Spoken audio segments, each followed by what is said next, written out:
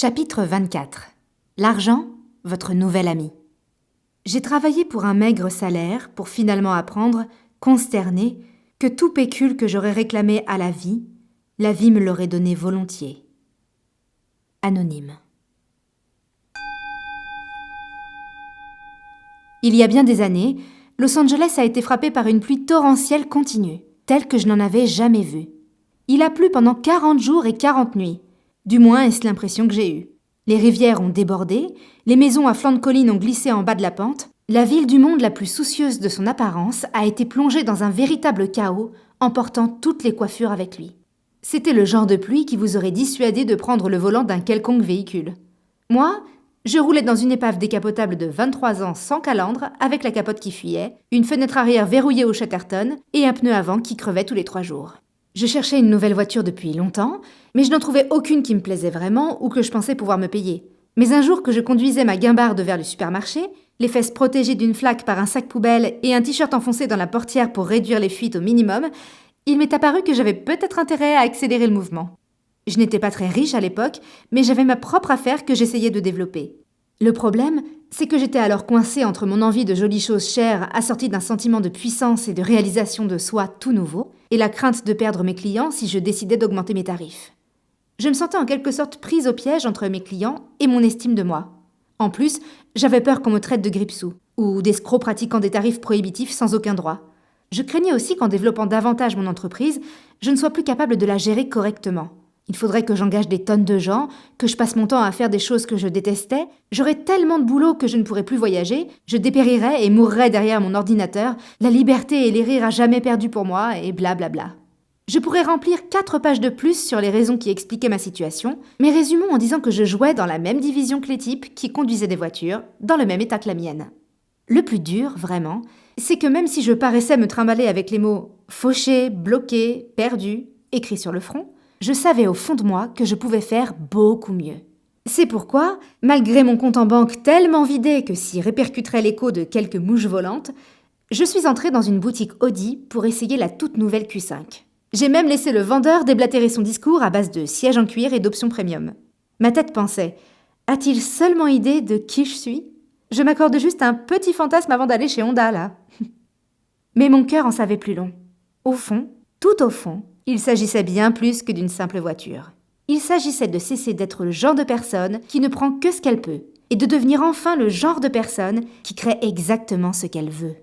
C'était balèze, Blaise. Une partie de moi était terrifiée à l'idée de grandir, une autre tout excitée à l'idée d'exploser, et comme j'aimais conduire plus que je n'aimais manger, je me suis torturée pendant des semaines pour savoir quelle voiture acheter.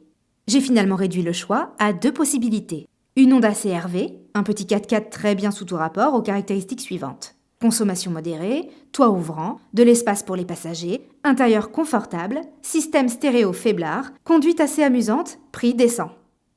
Ou une Audi Q5, une motte de beurre sur 4 roues dotée de ces attributs. Consommation modérée, toit ouvrant et complètement transparent, de l'espace pour les passagers, même les grands et gros, des sièges en cuir auxquels vous avez envie de faire l'amour, un système stéréo conçu par Dieu lui-même, une chorale d'angelots à l'ouverture des portes, une voiture sexy, chère, prétentieuse et terrifiante. Je suis passée à 2 doigts d'acheter la Honda, mais tandis que je l'essayais pour la 10e fois en tentant de me convaincre que c'était la voiture, je n'arrivais pas à me défaire de la vérité tenace. J'étais amoureuse d'une autre.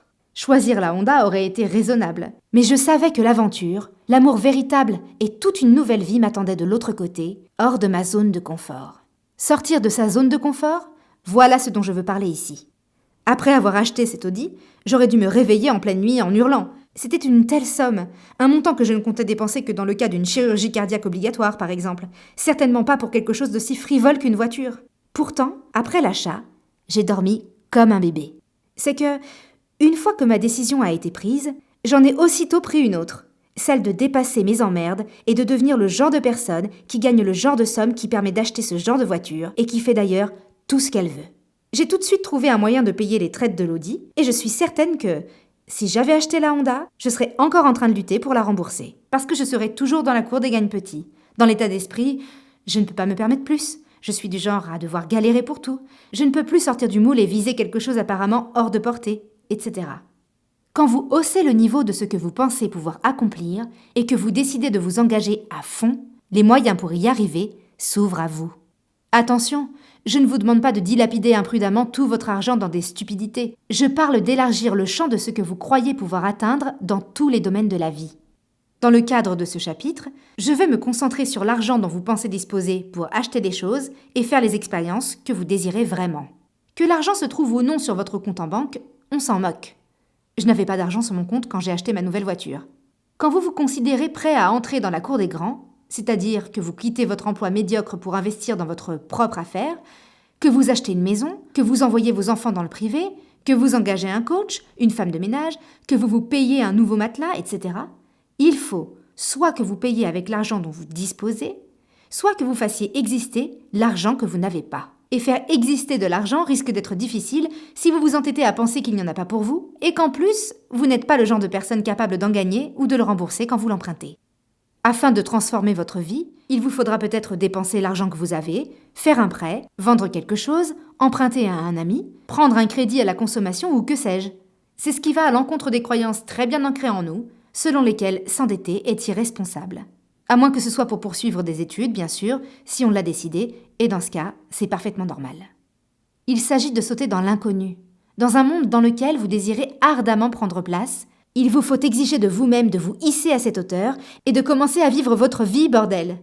Après mon départ résolu pour le pays des voitures de luxe, j'ai atteint des nombres à 6 chiffres dans mes affaires à plusieurs reprises, et ce pour la première fois. J'ai commencé à voyager à travers le monde de manière régulière, j'ai signé un contrat pour mon 3e livre, donné beaucoup, pour moi, à des causes qui me tenaient vraiment à cœur, et aidé mes clients à réaliser eux aussi leur plein potentiel. Voilà le truc. Gagner de l'argent n'est pas qu'une affaire d'argent. Tout comme perdre du poids n'est pas qu'une affaire de kilos en trop. Pas plus que trouver l'âme sœur n'est pas qu'une simple histoire d'amour. Il s'agit de votre devenir et de ce que vous croyez possible pour vous-même. L'argent, c'est de la monnaie. Et la monnaie, c'est de l'énergie. Comme nous l'avons vu, nous vivons dans un univers vibrant d'énergie. Notre univers est abondant et tout ce que vous désirez y est présent, en cet instant même. Et n'attend de vous qu'une chose, que vous modifiez votre perception et votre énergie pour se donner à vous. Argent compris. L'argent est de l'énergie, comme tout le reste. Et quand vous fonctionnez à haute fréquence, sans exercer de résistance à son encontre, et que vous mettez en œuvre les actions appropriées, vous pouvez faire exister l'argent qu'il vous faut. Nous savons tous qu'il faut travailler pour gagner de l'argent. C'est ce qu'on nous a enseigné toute notre vie. Mais ce qu'on ne nous a pas dit, c'est que nous devons aussi aligner notre énergie avec l'abondance monétaire recherchée. En d'autres termes, agissez comme si vous étiez déjà là où vous comptez arriver. Ne traînez pas avec des tocards qui passent leur temps à se plaindre d'être fauchés. Effacez les mots « je ne peux pas » de votre vocabulaire. Visualisez vos désirs. Fixez-vous des objectifs. Exigez de vous-même de devenir ce qu'il vous faudra devenir pour accéder à la vie de vos rêves. Notre relation à l'argent est tout aussi importante que les actions que nous entreprenons pour qu'il se concrétise. C'est une des raisons pour lesquelles tant de gens qui se tuent au travail toute leur vie, mais qui vibrent de mauvaises énergies au contact de l'argent, finissent fauchés sans comprendre pourquoi. Voici un petit dialogue à une seule voix qui pourrait, ou non, vous paraître familier. « Youpi ! Moi aussi j'adore passer du temps avec toi. » « Attends, quoi ? Tu penses que je suis la source de tous les maux ?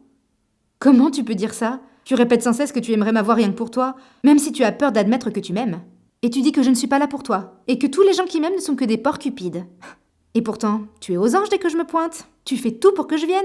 Tu t'inquiètes tout le temps à mon propos. Tu détestes qu'on ait affaire ensemble. Et quoi que je fasse, ce n'est jamais assez. Un coup, tu fais comme si tu allais mourir sans moi. L'autre, tu m'accuses de te faire passer pour une sale pute.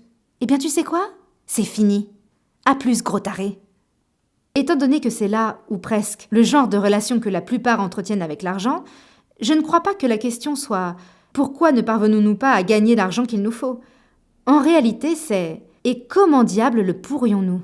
Les gens ont des sentiments si contradictoires à propos de l'argent qu'ils en font tout un cirque. Les seuls équivalents possibles dans la dinguerie sont les foires aux monstres qui gravitent autour de la religion et du sexe, très populaires elles aussi. Ces 3 domaines sont pleins à ras-bord de problèmes, de complexes et de croyances irréductibles jusqu'à la tombe. C'est pourquoi ils sont la cause de tant de malheurs. Alors que, si tout le monde se calmait un peu, le sexe, l'argent et la religion pourraient être parmi les principales raisons de se réjouir. On est cons, hein ?